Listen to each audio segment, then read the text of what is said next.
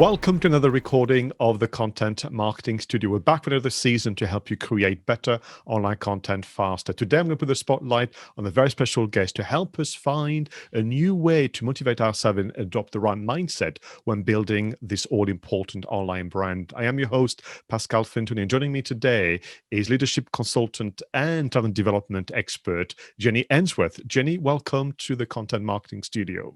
Thank you, Pascal. It's an absolute privilege and it's a delight to be with you.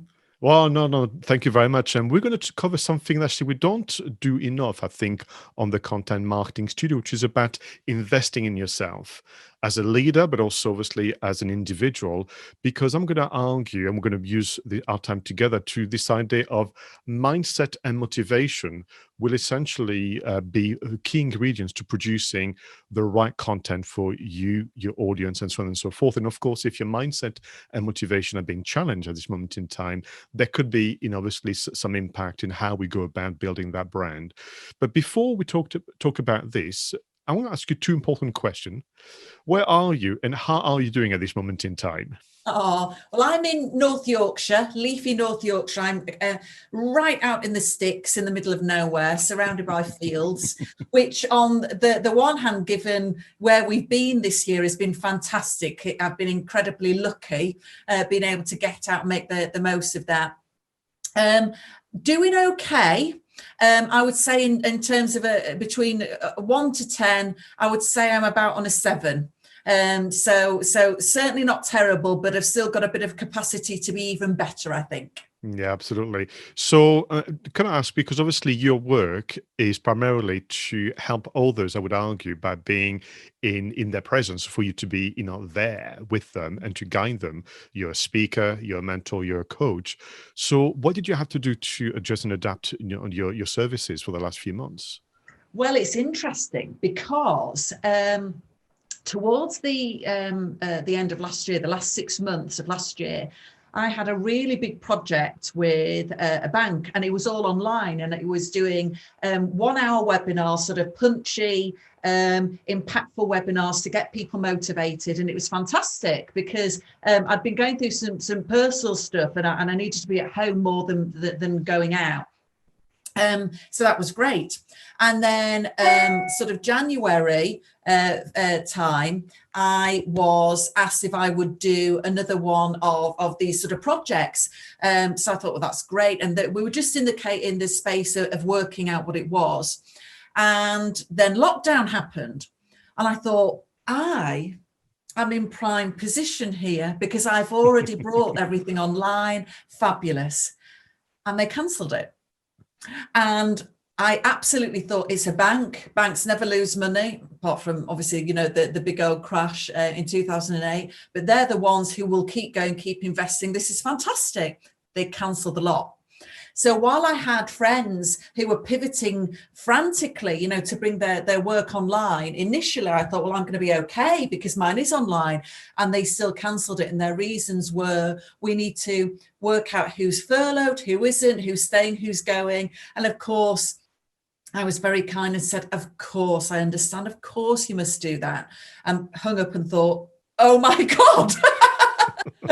What am I going to do? So it comes to show that even, when you're at your most, and I don't want to say complacent, but I really had a sense of, I'm watertight, I'm going to be okay. I still had to think, what are you going to do?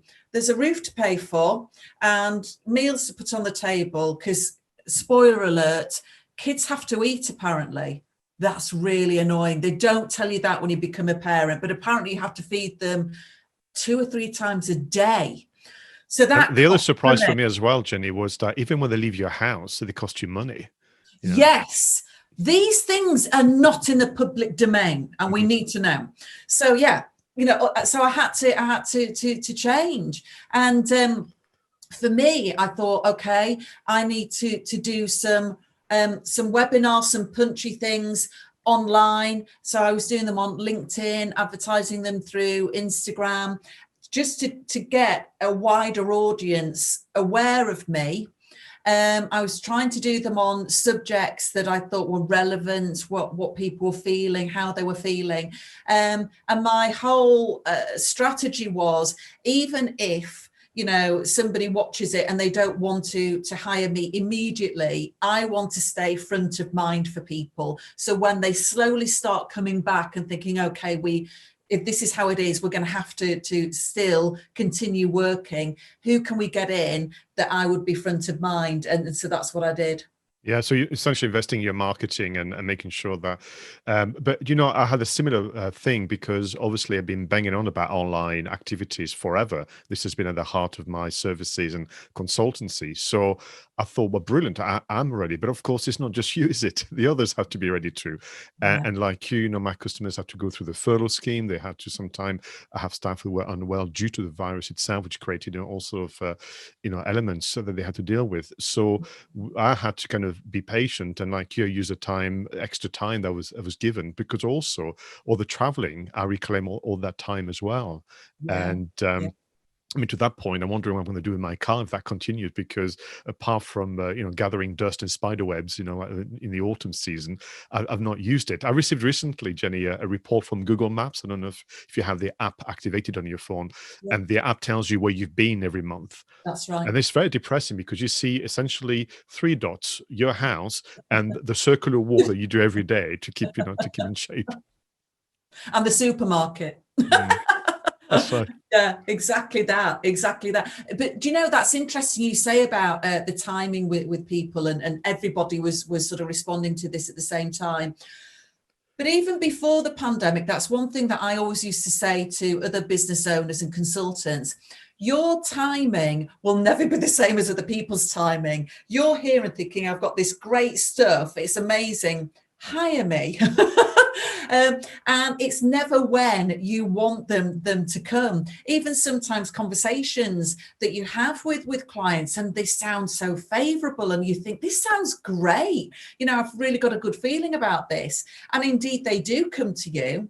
But very often it could be months later after that conversation, and we think, oh, I want that now, and I need that now. So there's a real sense of, how do I stay buoyant in the tension of all that? And I think that's quite a skill. It is a skill, because it requires, actually something that is not actually available just online, or, with an app or something, which is understanding, the human condition. Interestingly, a lot of the conversation I had with my customers were, well, we had a plan, we had a content plan, but of course, we're not going to go ahead with the plan because clearly people are going through tough times. So complete, change in terms of the editorial guidelines, changing in terms of the mood, but also showing actually perhaps more humanity than ever before. I want to talk to you about mindset and motivation clearly, in terms of what it means to leaders. I'm thinking of the scenario, particularly for my audience, being the team leader of content creators, but also perhaps being the business owner on your own, trying to create content, finding mindset and motivation. But I want to ask you about 2 words that I've never seen put together as you've done, which is that memorable leadership. Which it conveys so much into my mind, but I don't think I've seen that before, meeting you. So can you just explain to us again what you mean by memorable leadership? Yeah, of course. And to sort of give you some context, let's just think back to school days. Now, for you, that will only be a matter of a few years, a handful of years, Pascal. For myself, it's many, many decades. And when we think back to school and our teachers, very often there are many teachers who we've completely forgotten about. And we think, who was that? Who taught us geography? Who taught us that? And we simply cannot remember them because they have just faded into the distance. The teachers that we remember are either the ones that brought the subject alive, was fantastic. We loved being in their presence. We loved learning from them. And sadly, the ones that we hated, the ones that we absolutely hated, we couldn't stand them, but my God, we remember them. And I think that the thing is with memorable leadership and consulting, whatever that you're doing, number one, we don't want to be the teacher that everybody forgets and thinks, who was that just fades into the distance, because there was nothing that we connected with, nothing that stood out as being memorable. And ultimately, when we're leading, we want people to follow us, not because they've been told to, but because they want to. There's something about us, about our energy, about our mindset, that makes them think, no, I would definitely, she's a great boss, or he's a great boss, or she's a fabulous leader, or he's a great leader. I would always listen to him. And so I think there's something around, are we really being conscious about how we're coming across, the things that we say, how we say them, in a way that people remember us for the right reasons? All right. That almost, will translate superbly in how people what they choose to create and share on the internet, whereby you're trying to guide a community through, obviously, it could be a very practical business challenge, or quite simply being part of that, humanity and help people through essentially what we're all going through. Yeah, absolutely. And what's interesting in terms of the memorable part, I feel really strongly that we should be ourselves. We've got our own unique strengths and talents and all of those sorts of things, and we should use those to be memorable. And just this morning, I put something on Instagram on stories, because I am being completely open and transparent with you now. Now, I don't know whether you can see this dress. I like this dress. And this morning, about an hour ago, there was a knock on the door, and I went down, and it was my elderly neighbour. Sorry, that pinging in the background. It was an elderly neighbour. And she was just asking me something, and she said, "Are you not dressed yet? Still in your dressing gown?" Okay. To our podcast listeners, I can assure you that Jenny is not wearing a dressing gown. So I've got this sort of, I think it's a beautiful dress. It's got quite a vibrant pattern. So it really, really made me laugh, because I thought, not only is it not a dressing gown, I have purposely chosen this to feel good. And an elderly neighbour has just completely knocked me down. So what I did was, I made a story about it on Instagram, which was, here's me about to, go and do a couple of interviews and some webinars today, feeling great. This is the feedback I've just got. Oh, and me with a sort of funny face, and come at me, haters. I like this dress, and let's go forward. That's completely blown up this morning, and I only put it out there about an hour or so ago. Lots and lots of things coming in the background from people saying, "Oh, you always make us laugh. I love the fact that you're able to, laugh at yourself." All of those sorts of things, and so that's what I mean by memorable. There's things that we can do that are really practical and showing people what to do. And there's also things that we can do which shows our humanity. And you've mentioned that word humanity a few times today. And one of the things that's showing me to be absolutely human is there's a pinging in the background, and I can't turn the damn thing off. So I'm sorry. I will try and work that out as we go. All right, then. So let me ask you about then the other two M's, mindset and motivation. How do you approach those then? What do you do with your clients? Yeah, I think there's a couple of things. A lot of people talk to me about my energy and being positive and things like that. And I prefer to call it optimistic, because I think there's a subtle difference between being positive and being optimistic. One of the things that I speak to my clients about, and indeed, talk to myself about, is, this having an optimistic and a positive mindset is not about pretending everything's great and being like Tigger at Disney, not at all. But what it is saying is, it is what it is. This is the situation. Okay, how do I feel about it? Good, bad, indifferent, terrible. And if I'm feeling indifferent or terrible or anxious, I do not want to stay in that place, because it means that I can't think properly. My work takes longer, it's more effortful, and it's not as good. So I need to shift how I'm feeling. And so it's about thinking, okay, what's in my control? What can I do? And if you think about the pandemic, that is not in my control, sadly, not at all. And all of these things being cancelled, I can't do anything about that. And an awful lot of us have felt completely debilitated by it. But for me, it was a case of I can't stay feeling like that. I just can't. So what can I do to feel better? And the word better, I use that so often with myself and with my clients, because no matter where you are, we can, better is always within our reach, and our grasp. Being perfect, being, in that real perfect state is very, very rare, and it's very rare that we can attain it, but we can always feel better. So I always think, okay, what would feel better than this? And how can I get better? Sometimes it's literally just thinking, move away from the screen, go and do something different, come back, and let's just see what's going on then. Other times it's writing it down.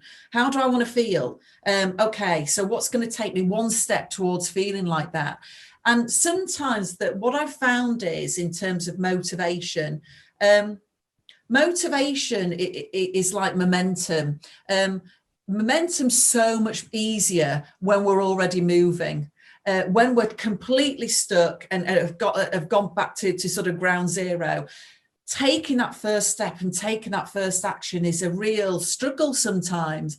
But actually, if we keep moving and keep the momentum going, then actually our motivation, it stays at a certain level. It might drop, but it never goes completely. And it's easier to sort of top up than to think my glass is completely empty and I just don't know where to start. So writing things down is really helpful for me. Sometimes even talking them into a phone.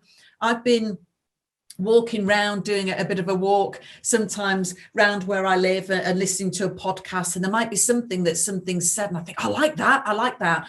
And I just quickly speak into Siri and just quickly take some really quick notes. And then I come back and then I can flick through and I think, yeah, how can I use that? And I can reflect on them. So it's practical things that I can use that translate into action. And I share those with my clients, and they love them because they're simple, and I'm a fan of simple. Don't make it complicated, because you'll never do it. If you keep it simple, we're more likely to get into the habit of doing those things.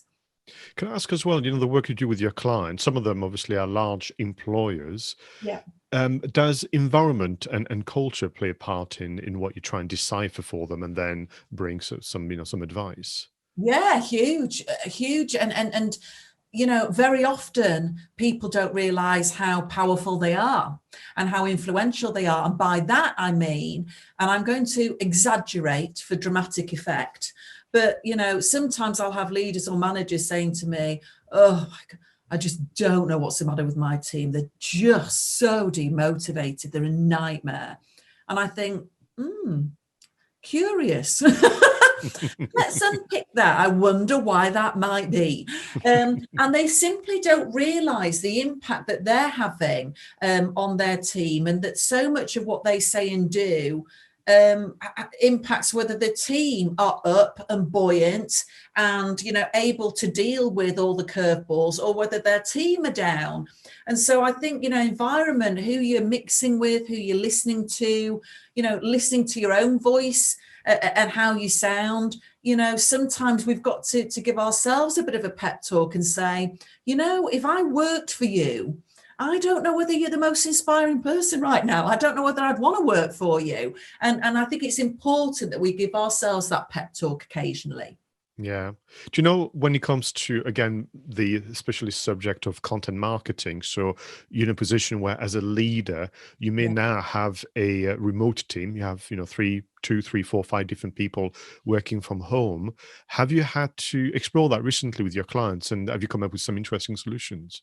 Yeah, and it is interesting, actually, because when the lockdown first happened in March, there were an awful lot of things that people put in place. They really sort of deployed everything, and it was like, right, everybody's going to be working from home. Have you got what you need? Let's make sure we're checking in. Let's make sure that we're staying connected. And it was fantastic. It really, really good. But then it sort of tended to slip off. And now we're so many months ahead, and very few people are back in the office and seeing each other physically. But that hasn't been revisited. And what was right at the start of lockdown probably isn't serving us anymore. And so, I've had to work. I was just working this week with a Danish organisation, actually, and they've got people all over the world. And I said, we need to go back and say, what's still serving us well, what do we need to hang on to, and what needs to evolve, even if it's just for the next sort of couple of months. I mean, we're recording this the end of October, and I said let's just keep it to this actual year.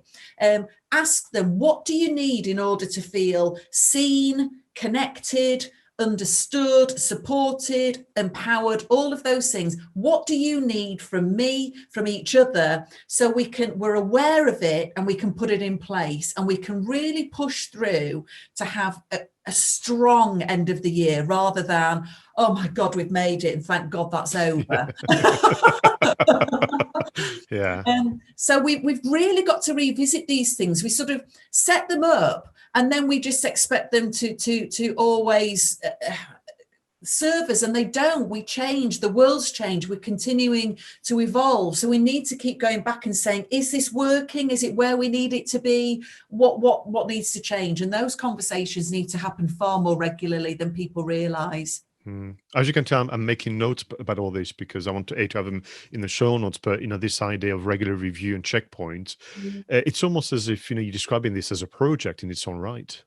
Oh, definitely. And I think that's a really good way of looking at it as a project. And whether you are doing that for yourself in terms of how am I getting on, if I got what I need to stay on track and to stay motivated, what's working for me, when am I noticing that I'm getting down? What do I do when I get down? What's my trigger, and how am I sort of, I call it numbing. We can numb with things to try. So how am I actually dealing with that? Could I deal with it better? Or as the team, it's almost like, let's have a look at the milestones. Where are we at?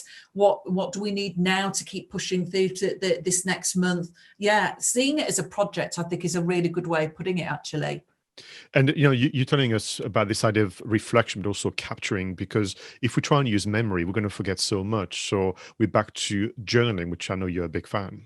Yeah, capture stuff down. I get ideas all over the place. That's why I'm constantly speaking into my phone, and just sort of taking some notes down like that.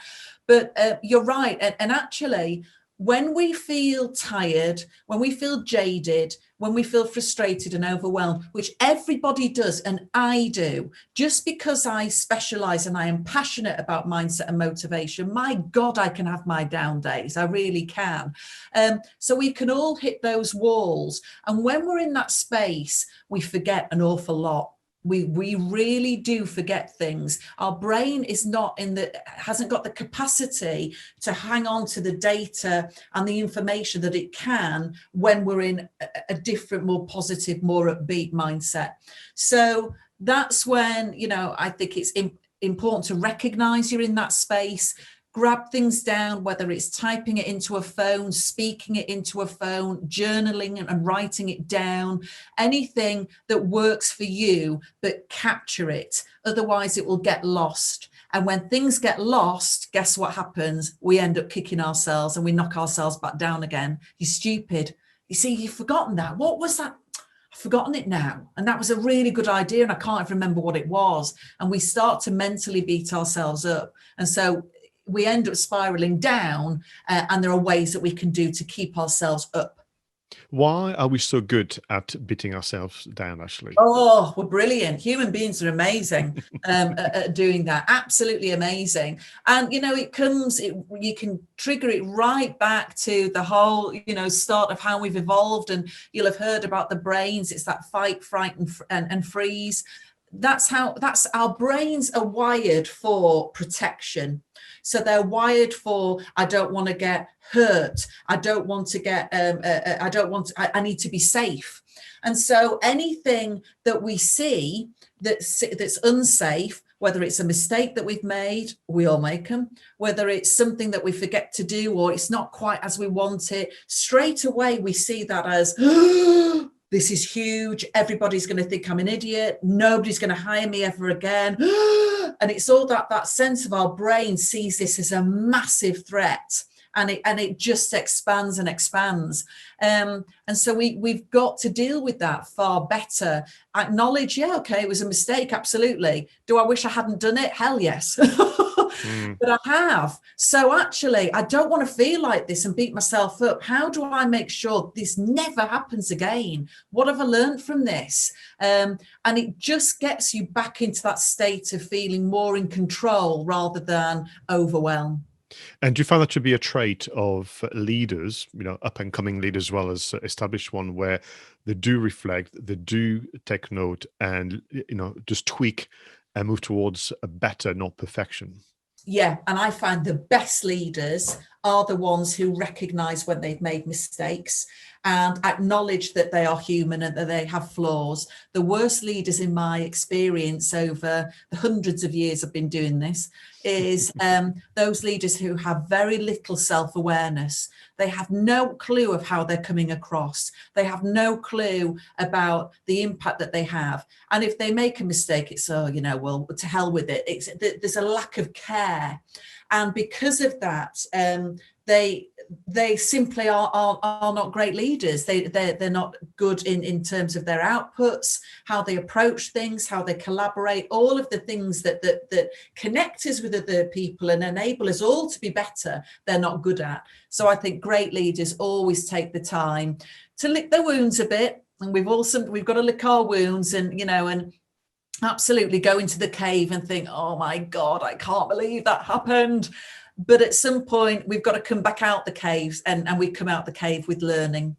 And what you've described, for our viewers and listeners, but I know you and I know each other well, that I know that was implicit. You include in that a solopreneur all the way to someone who is obviously the CEO of a multinational organization. I've seen some, one individual running a business who was just not very good at it at all the way to someone who I thought, my goodness, how did you even get appointed in that role?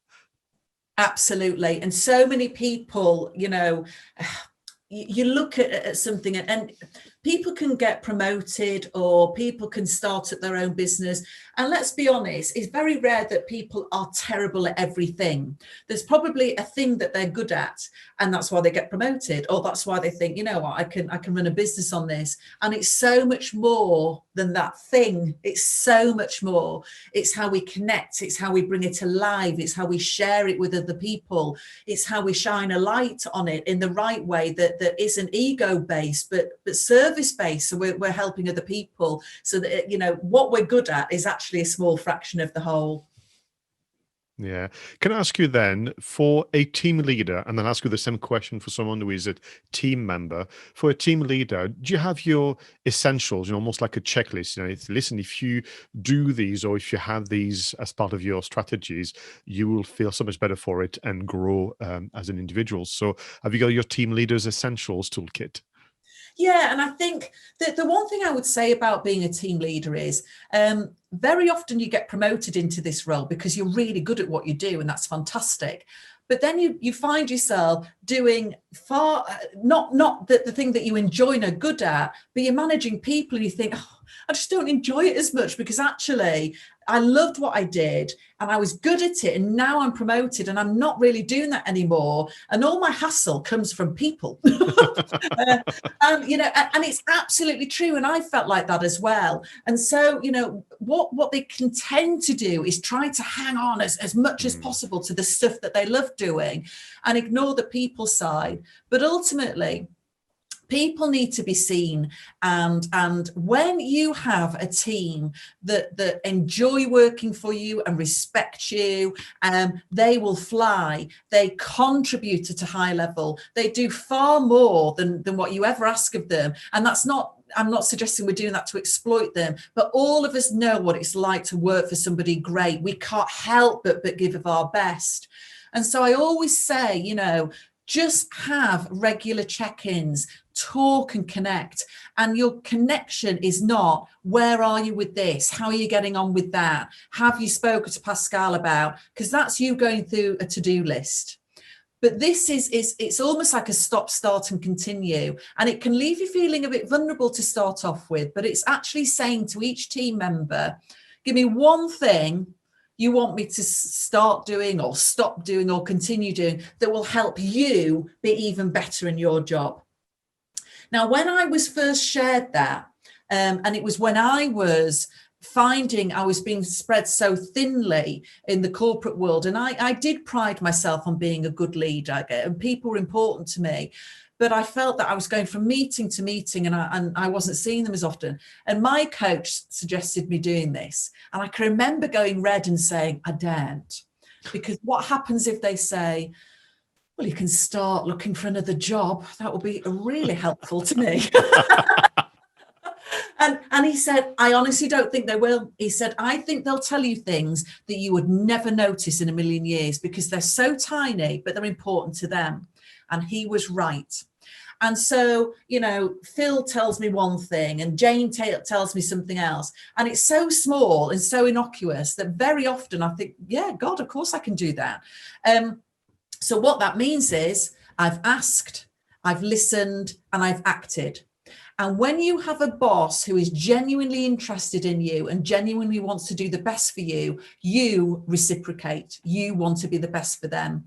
And that has never failed me, asking those questions periodically. And it's a bit like we were saying earlier, is this still working? Is this still serving you? Does anything need to change that will just help you where you're at? Do we need to turn things up? Do we need to turn things down? And if you can have 20-minute conversations like that, just really punchy, I promise you it will make all the difference. And what is interesting is to be clear, you're not describing team meetings, you're describing one-to-one meetings, right? Yes, absolutely that. Absolutely that. And don't get me wrong, I think it's also occasionally it's appropriate to bring the team together. I always used to like to do it on a quarterly basis and say, what was great over the last quarter, what served us well, what did we do that we want to hang on to and keep doing? Because very often we never ever reflect on the stuff that we're doing well. We just take it for granted. It's only the stuff that we don't like that we tend to look at. We've got to acknowledge the stuff that we're doing well, so it's not just luck. It continues to happen. And then it's, what do we want to leave behind? What are we not taking with us into this next quarter? What needs to change?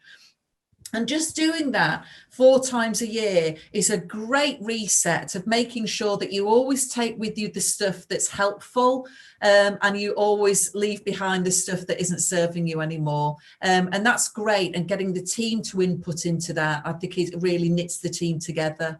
Yeah, do you know, I love this as well, this idea of, looking at what serves us well, what can we let go and so on, because there's a lot of, there's a very romantic element to content creation where you have a practice or a platform that sometimes you spend a lot of money on or a lot of time to adopt or put in place. And actually the letting go feels almost like counterproductive or a waste. And I see a lot of legacy issues in my work where, I try and obviously make people more efficient, more motivated, and actually simply more creative in their approach to content creation. But they are holding, they go what we call in the old-fashioned management speak of square wheels. I'm thinking, why are you still using this app or this platform? Yeah. Well, it took us months to appoint the supply, it took us months to design it and to learn how to use it. So we feel obligated to still kind of carry with us. Yeah, absolutely that. And, it's that obligation. And actually it's a lack of thought. It really is a lack of thought of, is this still working for us? We don't, we get used to it being clunky, not so, but we just carry on doing it. It's a little bit like emails. People complain about the amount of emails that they get. I found that actually sometimes to teams in particular, just grabbing my phone and just talking into it, I don't care about the editing. It's just, hi, it's Jenny. Just a quick thing that I just wanted to bring to your attention, guys.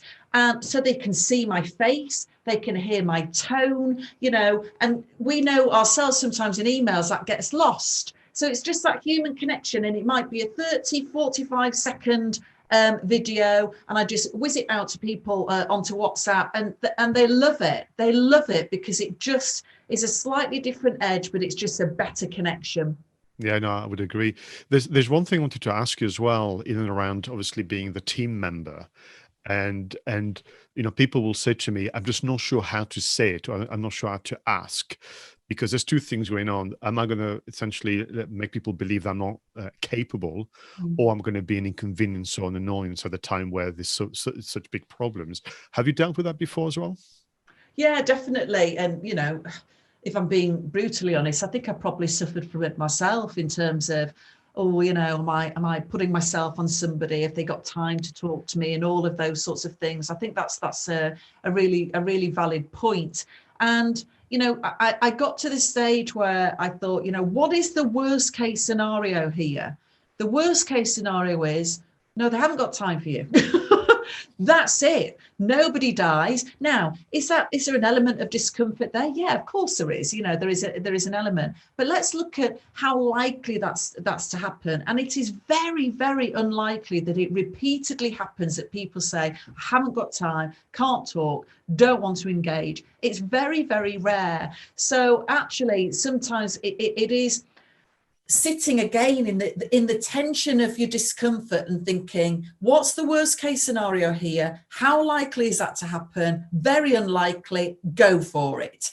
And that again keeps momentum. It's as soon as we start overthinking things, we stop, and that's what then it means that we have to build our confidence up even more. So I think swiftly, act swiftly, and go for it.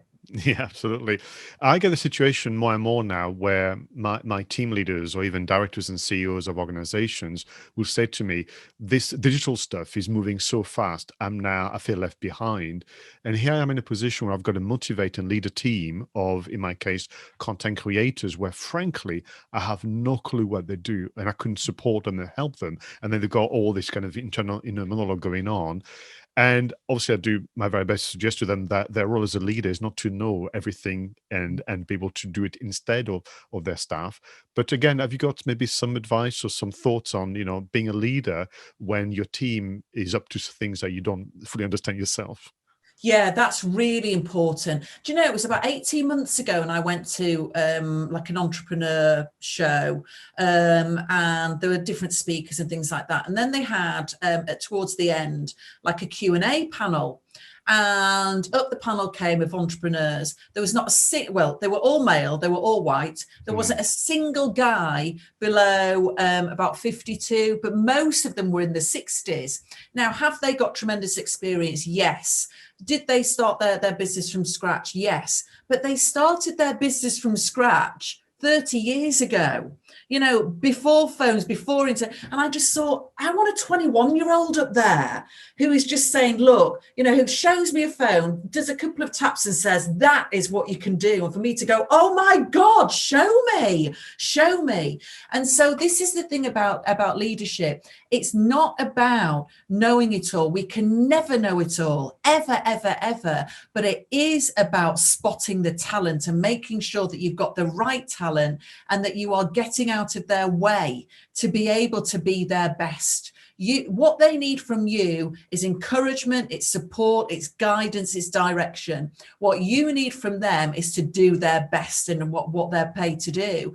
And actually, if you can work that out between you, then you get a fantastic team going. But we've got to get rid of this. I need to know it all. No, we don't. We really don't. No, and I've been helping a client at the moment in the engineering sector, and we're building literally the sales and marketing team of the future, where you've got people in their 50s and 60s who know how to pitch and sell and actually promote the services, and the younger team that can do amazing stuff on social media. And at first, there was a complete disconnect. They literally worked on the same open plan office, but wouldn't talk to each other all day long.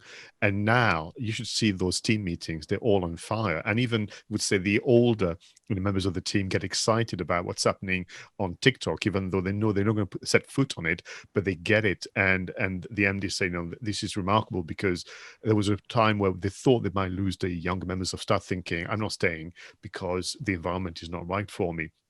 And I think Yeah. you're right. If you have a cross generation and cross gender team, oh my goodness. Yeah, it's amazing, and that's exactly how it needs to be.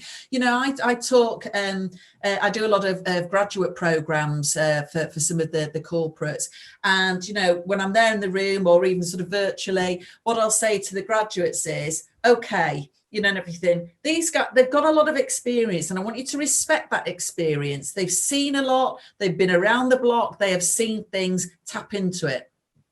I then talk to the experienced leaders and say, and just because you've been here 15, 20 years does not mean that you know it all. Respect them, respect their fresh eyes, respect their thinking, respect the fact that they know stuff that has never crossed your radar. And if you two can talk to one another coming from that mindset, you are going to be a fabulous team. But it's no one is better than each other. You are both different, and that is exactly where your power lies. Yeah, super. Listen, before I let you go, I've got one final question for you and then a fun quiz. Well, it'd be fun for me anyway, so we shall see. But as ever, I'm a big fan of the power of words and things that people say. And I spotted a sentence on your website that was very, very interesting for me. You say, you cannot shrink your way to success. What did you mean by that? The thing is, whether you are an introvert, whether you are shy, whether you are quiet, whether you are underconfident, whether you have an enormous ego and are quite happy to be seen, ultimately playing small and being small and thinking, who am I to put this piece of content out there? Who am I to put this video up? You know, why should anybody listen to me? As soon as we start saying those things to ourselves, we stay small and we stay in that state of shrinkage.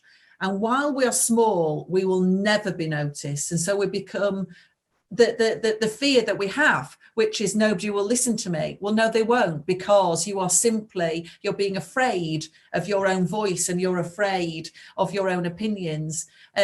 It's time to speak those out.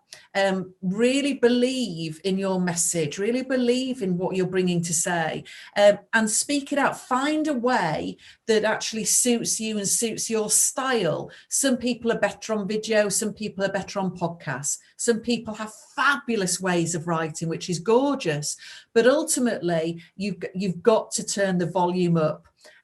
We cannot be small, because there's no way that you can stay in that state and be successful. So we've got to break out, stand tall, stand in your own right, and speak your truth, and people will listen, I promise. Well, I'm actually quite moved listening to you say that, particularly this moment in time, because, I was saying to my client, you are one blog article or one video away from success. That's what you need to understand. Actually, by not pressing the publish button, you are depriving somebody today who needs you and needs your voice and your story. So thanks for a reminder. And to our viewers and listeners, you should applaud Jenny. You should work in content marketing, really. You should. So let's close, if you don't mind, with a bit of a fun quiz so we get to know a bit more about, Jenny. So if you could have a Zoom call with a famous person, perhaps from the world of business, science, or entertainment, who would you invite on the Zoom call? Oh my God, so many people. Robert De Niro and Bruce Springsteen. What, both of them at the same time, or one Yeah, after the other? yeah, I can handle it. And do you know what? Bruce Springsteen, in terms of his music, I'm not a massive Bruce Springsteen fan, but I'm a massive fan of his leadership, his thinking, how he operates within his band, how his politics, actually, his viewpoint on humanity. Massive fan of that. Robert De Niro shares the same birthday as me, not the same year. Shares the same birthday with me, and I've been fascinated by his on-screen career. I'd love to be on his. Yeah, absolutely. Well, let's see what you might say with this second question. The second question is about music, interestingly. If you could organize your own private concert on Facebook Live, who would be the band or the artist playing for you and your family? Oh my gosh. So many bands I would love. Most of them are sort of dead and gone. I would have to say Elbow, the band Elbow. They are not the funkiest get down kind of band, but a couple of their songs have been so important to my daughter. She's 15. Really important, really sort of helped her through a bit of a dark time. I find them incredibly uplifting. I love Guy Garvey, the singer. I find him a very warm person. So yeah, I think it would have to be Elbow. Excellent. Well, since you're having this amazing event happening, you might as well order some food. So what food would you order for you and your family whilst listening to the concert? Oh, Italian all the way. Anything that's, and by that, I don't necessarily mean pizza, but just the Italians have such a way with, you know, tomato and cheese and richness and indulgence. So anything from the beautiful country of Italy would suit me and my Oh, family. I'm the same. Whenever we go to an Italian restaurant, I order the antipasto, you know, the big Oh, plate. yes. But it's normally for two, but I just eat it all on my own. I don't share it, you know. And the waiter's always a bit surprised because they bring two plates. I'm saying, no, just for me. Thank you very much. You're a kindred spirit. Absolutely. So if you could host and have your own radio show, what would you talk about and who would be your co-host? Ah, wow. I mean, now, this is my deepest, darkest dream. I would love to have a radio show. Right. Absolutely love it. If I could be a radio DJ, I would. And who would be my co-host? Gosh, that's a killer question. I mean, for obvious reasons, Idris Elba. And if I have to point out what those obvious reasons are, you're dead to me. But I guess I'd quite like somebody who is sort of upbeat, who's buoyant, somebody who views life as a rich tapestry for the taking. And there are so many people who might fall into that category. I might just have to have a think about that a little bit longer. Sure, but clearly they are second in line after Idris Elba. Absolutely. So, okay. Well, we'll be sending those messages in and around Christmas. You never know, you know. So, absolutely. So finally, when all this is behind us and we can all move and travel more freely, where would you like to go? Oh, I just would love to go to New York. I really, it's been a city that's been battered. We're not going to get into the stuff, but America's going through a tough time at the moment. But there's something about New York that is magical. It is a place that looks exactly like it looks in the movies, exactly. And just to go and to walk around, go on the High Line and be there, absolutely, that's where I'd love to go. Yeah, I've not been. It's on my list, you know, that is growing all the time. But certainly because you know my passion for filmmaking, I went on the course many years ago, and the tutor, the presenter said, "Oh, one place where you should all go to make a film is New York." And we all kind of went, "Why?" He said, "Because if you can't make a film look good when you're in New York, you cannot be a filmmaker." Fabulous, fabulous feedback. Love that. So, well, thank you so much for taking part today. It's been lovely to explore this idea of investing in yourself, which is almost a mini series within the Content Marketing Studio. For our viewers and listeners who will have maybe questions and feedback and comments to share with you, where can they find out more about Jenny on the interweb? Well, you could come to my website, which is jennyainsworth.com. On Facebook, I'm Jenny Ainsworth Biz. And I'm the same on Instagram, Jenny Ainsworth Biz, and come and find me on LinkedIn as well. Any of those places, it would be a delight to hear from people. Let me know that you've come via Pascal, because it's always good to know where those connections come from. Absolutely. Well, thank you again, Jenny, for being with us today. To your viewers and listeners, thank you so much for your support. Please do leave those comments, feedback, and suggestions in the usual places. Until the next one, go out there and make sure your content is better and faster. Bye for now.